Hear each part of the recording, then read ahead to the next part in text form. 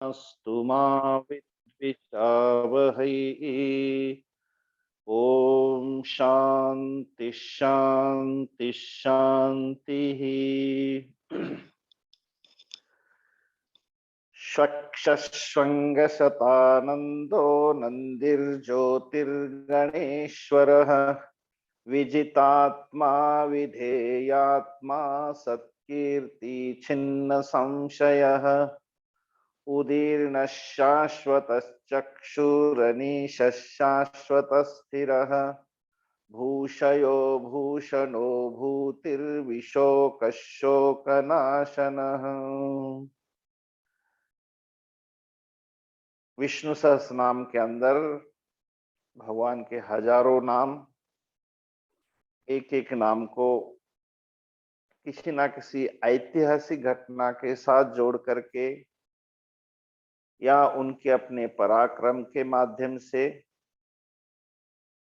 या उनके नाम की जो उत्पत्ति अर्थ है उसको देख करके आदि शंकराचार्य जी अपने भाष्य में बहुत अच्छी तरह से समझाते हुए कि स्वंगः, जो जिनकी आंखें सुंदर आंखें हैं, कमल के समान सुंदर आंखें, इसलिए सुअक्षः स्वक्षः स्वंगः, उनके अंग भी इतने सुंदर है, एक एक कोमल उनका अंग। उनकी जब कृष्ण भगवान के रूप में देखते ही तो उनकी उंगलियां बासुर के ऊपर जो थिरकती है, तो एक एक उंगली को लेकर के भी सुंदर आंखें उनके। और शतानंद, भले ही भगवान का परमानंद स्वरूप एक ही है, लेकिन उपाधि भेद से सैकड़ों प्रकार के वो खुद बन जाते हैं, इसलिए उनके माध्यम से जो है एक नहीं शत आनंदा है ना। तो उपाधि भेदात शतधा भिद्यते, उपाधि के माध्यम से एकस्यैव आनंदस्य अन्यानि भूतानि मात्रम उपजीवंती, उस आनंद की मात्रा के सहारे अन्य प्राणी भी जीते हैं और आनंद लेते हैं, और आनंद का सोर्स भगवान ही है। नंदी ही परमानंद, जो खुद जो है उनका विग्रह है, आनंद स्वरूप है, सच्चित आनंद स्वरूप, इसलिए नंदी ही। गणेश्वर, ज्योतिर्गणेश्वर, ज्योतिर्गण, नक्षत्र, नक्षत्र को ज्योति कहते जो चमकते हैं, और नक्षत्रों के ईश्वर होने के कारण को ज्योतिर्गणेश्वर ऐसा कहा गया है। और इसलिए हमने पूजा के अंदर भी उनका जब मंत्र लेते हैं, न तत्र सूर्यो भाति तमेव भांतम अनुभाति सर्वम यदादित्यगतम तेजः जगद्भासयते खिलम, इस प्रकार से उनके अनंत को, उनके उस चैतन्य स्वरूप, प्रकाश स्वरूप, उनका उनका अपना जो स्वरूप है, तो उसके कारण सारा जगत उनसे ही प्रकाशित होता है।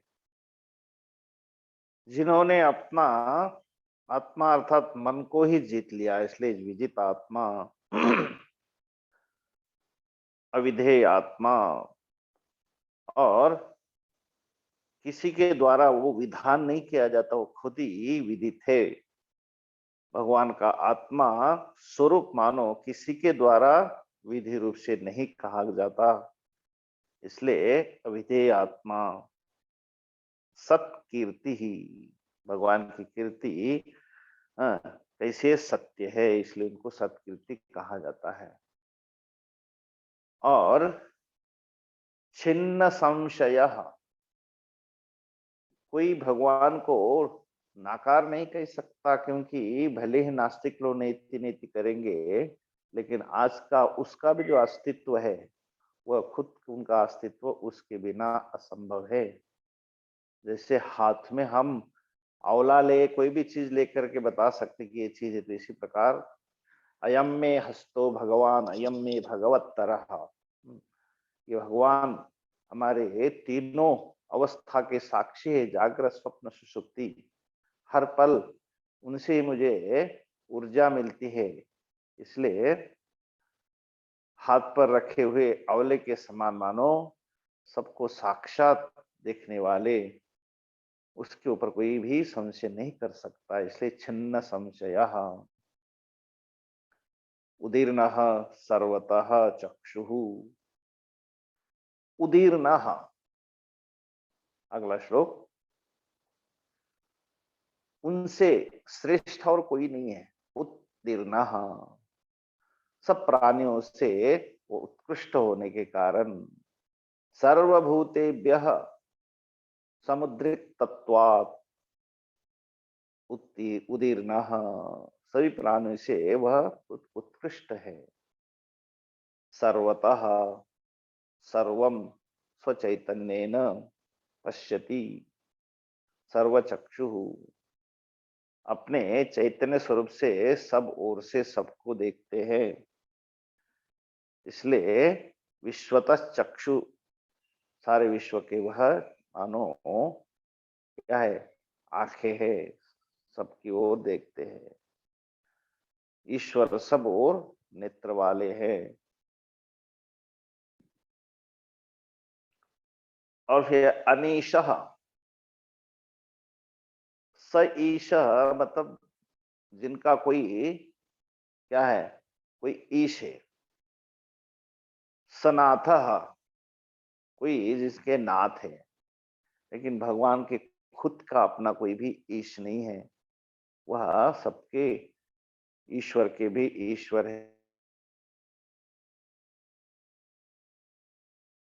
इसलिए कहा गया कि न विद्यते अस्य ईशः इति अनीशः, जिनका कोई भी ईश्वर नहीं है, वो खुद ही ईश्वर है।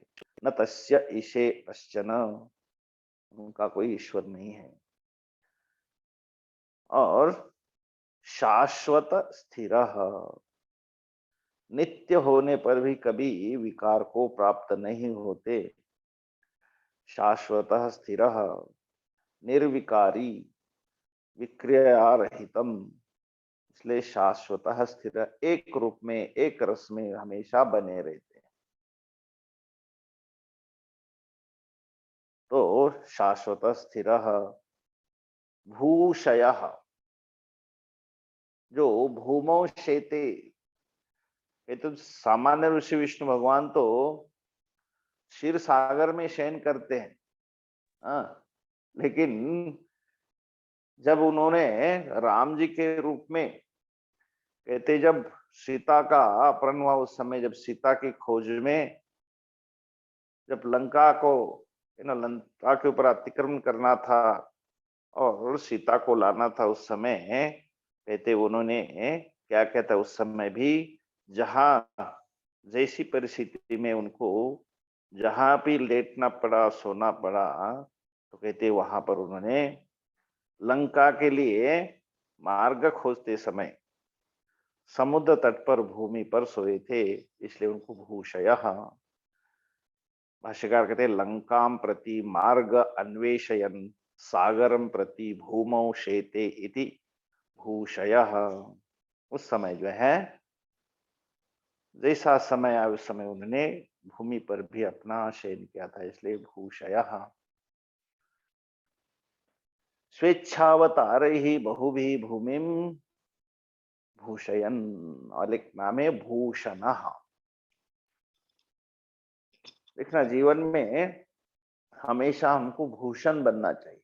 मेरा ही अपना खुद का स्वभाव एक भूषण बन जाए। किसके लिए? अपने जीवन के लिए। कहते दो शब्द, एक भूषण और एक दूषण।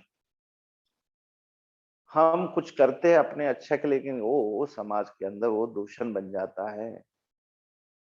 तो स्वार्थपरक अगर कुछ कर्म कर्म करते हैं तो मेरा तो आपको स्वार्थ दिखता है और स्वार्थ होता है, लेकिन वह सबके लिए एक प्रकार से क्या बन जाता है, वो भूषण नहीं दूषण बन जाता है।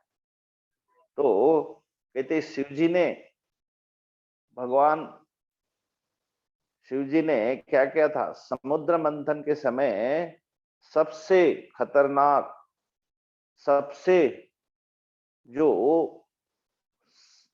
सबका विनाश करने वाला जो विष था, जहां भी डालते वहां तो क्या क्या नहीं होता। कहते एक एक उसके छींटे रह गए तो वो ऐसे विषाक्त ऐसे बहुत सारे ऐसे जीव बने। तो कहते ये जो विष होता है, वह विष क्या है, उन्होंने खुद उसको क्या किया, खुद उनको उसको प्राशन किया और अंदर उधर में चला जाता तो वो बहुत घातक होता, लेकिन उन्हें अपने कंठ में ही रखा। तो इसलिए कंठ में रखने के कारण उसने अपना प्रभाव दिखाया, वह नीला नीला हुआ, इसलिए भगवान का एक नाम है नीलकंठ। तो उन्होंने विष ले लिया, लेकिन उनके लिए वो एक नीलकंठ नामक से एक भूषण बन गया।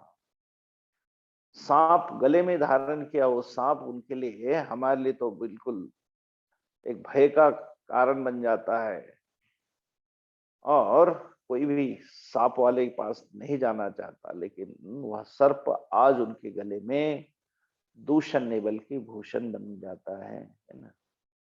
तो जीवन में कई चीजें दूषित दिखती है, लेकिन वो भूषण बन जाती है। लेकिन हम छोटी छोटी विषयों को लेकर के अपने आप को भूषित करना चाहते, लेकिन वह आगे दूषण बन जाता है। तो वो कहते हैं स्वेच्छावतार ही बहुवी भूमि, अपनी इच्छा से बहुत से अवतार लेकर के पृथ्वी के वह भूषण बन गए, इसलिए उनका एक नाम है भूषण। भूति ही, भूति ही भवनम, एक प्रकार की सत्ता, अस्तित्व, एक प्रकार से विभूति रूप होने से भूति ही, समस्त विभूति के कारण होने से भूति, वह खुद जो है भूति है। सर्वभूता नाम कारणत्वात् वा भूति ही,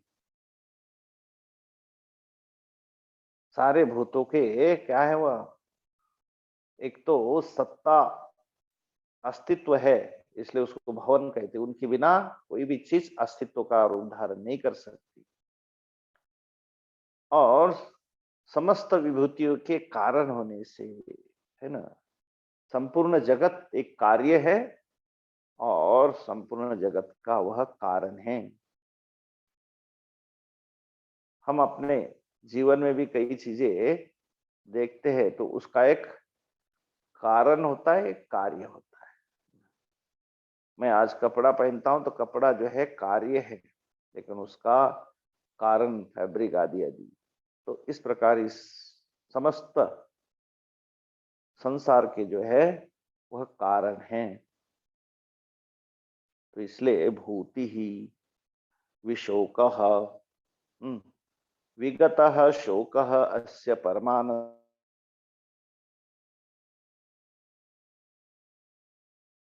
एक रूपत्वात्, करने के लिए, हासिल करने के लिए कई प्रकार की चीजों को करते हैं, फिर शोक करते हैं, है ना। हाँ, कोई चीज, व्यक्ति, वस्तु, स्थान प्राप्त होने पर क्या होता है, आनंद आता है। लेकिन कोई ही वस्तु अथवा व्यक्ति जीवन से अलग होती है तो एक प्रकार का शोक होता है। लेकिन भगवान उन सभी से परे है, इसलिए उनको विशोक कहा। और शोक नाशन, जो हमारा जीवन का जो शोक है, अर्जुन को शोक हुआ किसके कारण, कि ये मेरे अपने लोग है, मैं उनको मार रहा हूं, ये मिट जाएंगे, दिवंगत हो जाएंगे तो मैं उनसे अलग हो जाऊंगा और मैं अपनों का ही मारने वाला बन जाऊंगा। उनके अभाव को देखते हुए वह खुद शोकाकुल हो गए थे कि मैं अपने वालों को कैसे मारूं। इसलिए कहते कि वह भगवान इससे सबसे वह परे है। हाँ, तो स्मृति मात्रेण भक्तानां शोकम नाशयति।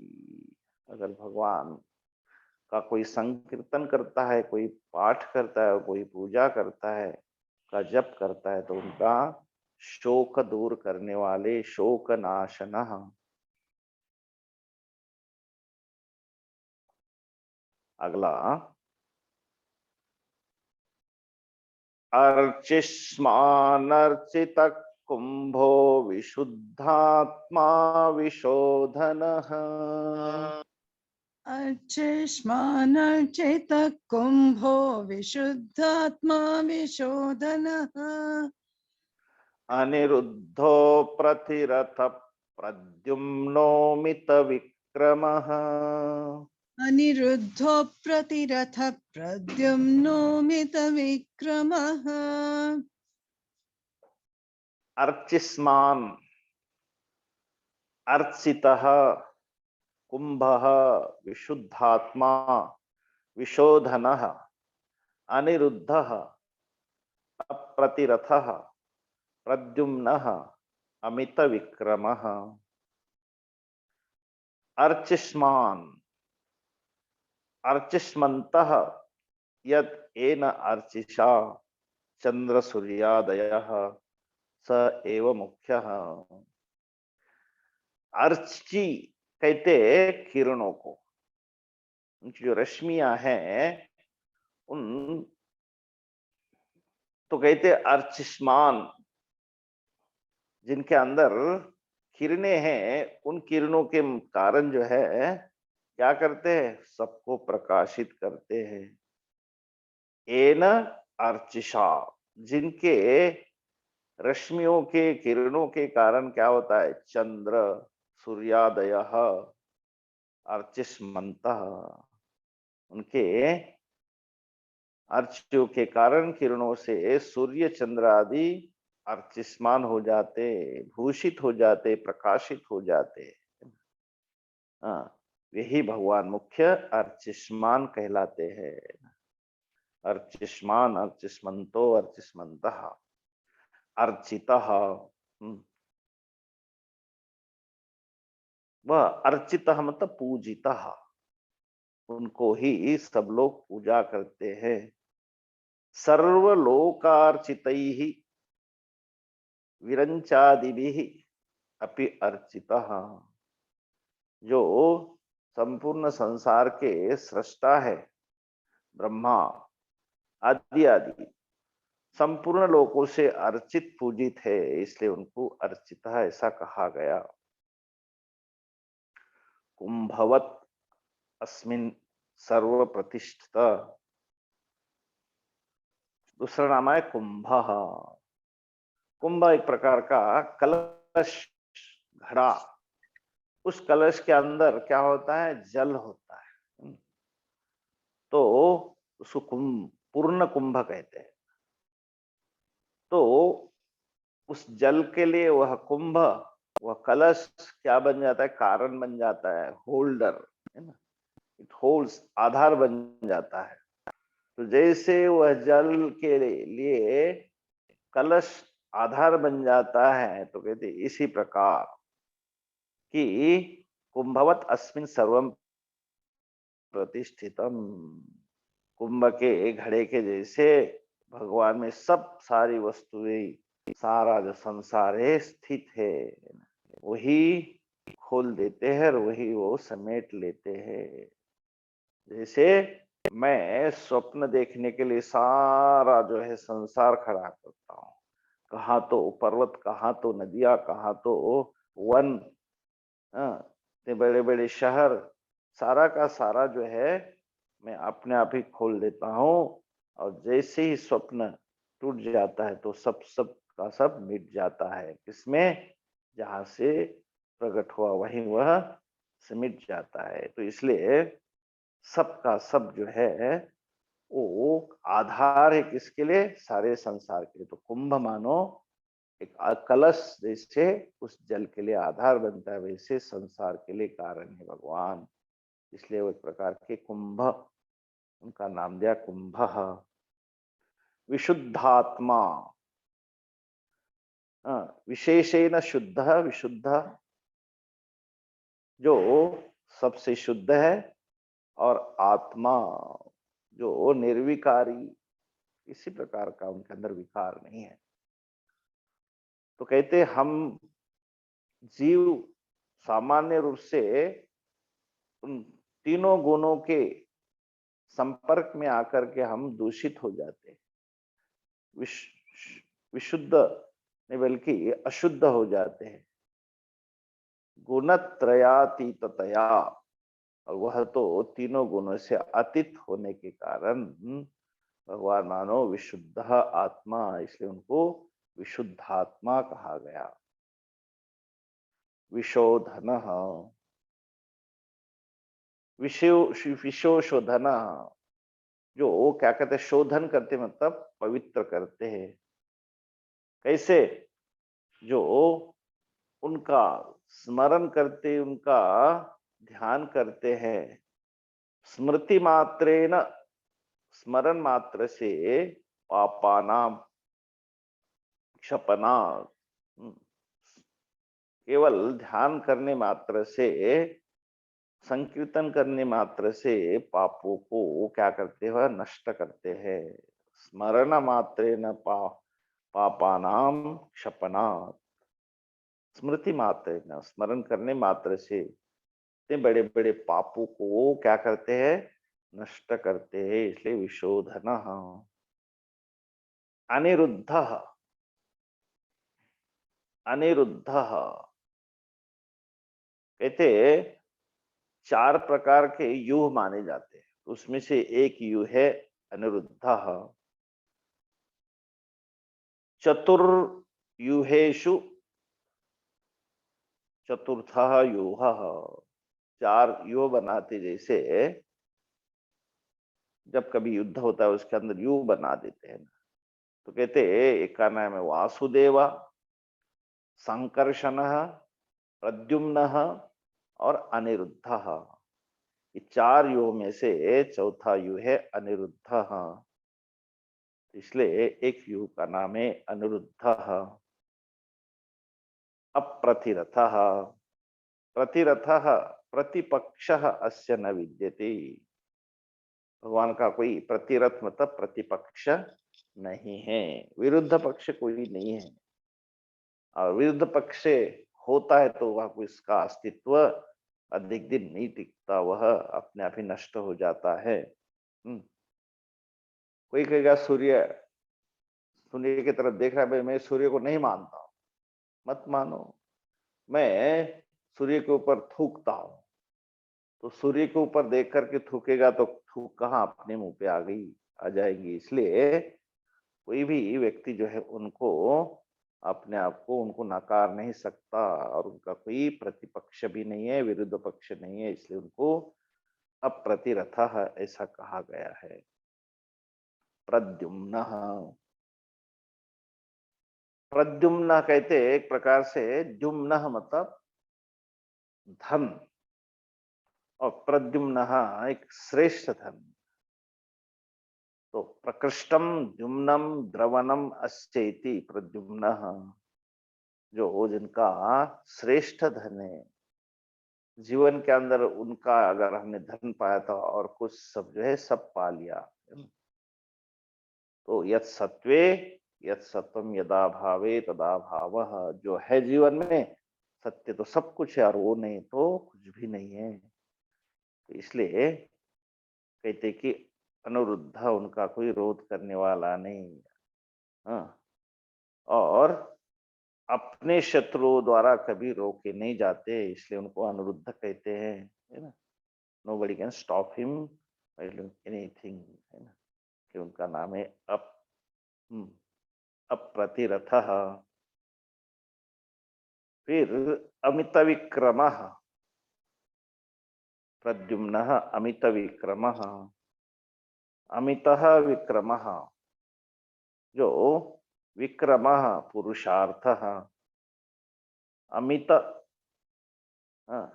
अपरिमितः, इसके अंदर कोई भी परिमाण नहीं है कि इतना है। अमित विक्रमः मतलब जिसका कोई अंत नहीं है। तो अमित विक्रमः, अहिंसित विक्रमः, जिनके अंदर किसी प्रकार का हिंसा नहीं है, अप्रतिहतः, इनको किसी प्रकार से उनको नष्ट नहीं कर सकते। अमित विक्रमः, उनका पुरुषार्थ या डग अपरिमित है, उनको सीमित नहीं कर सकता कोई भी, इसलिए अमित विक्रमः। तो इस प्रकार से एक एक एक एक शब्द को समझाते हुए एक एक शब्द के अर्थ को समझाते हैं। अब ये 3 श्लोक साथ में बोलते एक बार। स्वक्षस्वङ्गशतानन्दो नन्दिर्ज्योतिर्गणेश्वरः विजितात्मा विधेयात्मा सत्कीर्ति छिन्न संशयः उदीर्णः सर्वतश्चक्षुरनीशः शाश्वतः स्थिरः भूषयो भूषणो भूतिर्विशोकशोकनाशनः अर्चिस्मानर्चितः कुम्भो विशुद्धात्मा विशोधनः अनिरुद्धो प्रतिरथ प्रद्युम्नोमितविक्रमः। ॐ पूर्णमदः पूर्णमिदं पूर्णात् पूर्णमुदच्यते पूर्णस्य पूर्णमादाय पूर्णमेवावशिष्यते। ओम शांति शांति शांति।